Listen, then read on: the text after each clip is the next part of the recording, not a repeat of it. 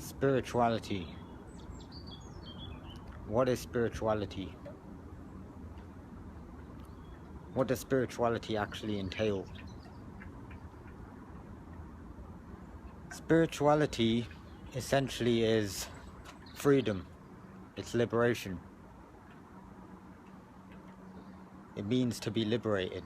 When people think of spirituality, they think of people meditating in caves, monks, monasteries.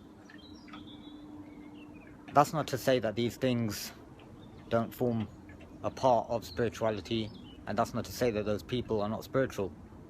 There's this idea that in order to be spiritual, you need to give up luxury. You need to live a life of self-torture in a way.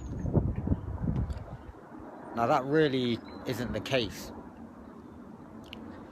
If you have wealth, if you're a wealthy person, you're rich, that doesn't mean you can't be spiritual. Similarly, just being poor, by manner of being poor, that doesn't make you spiritual. The thing is, what you have to realize is if you're poor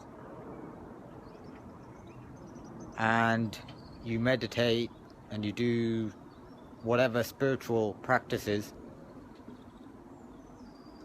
but you go out and you beg and you become a burden on society, you rely on other people to give you food, money, clothes, whatever the case may be, shelter, you become a burden on society.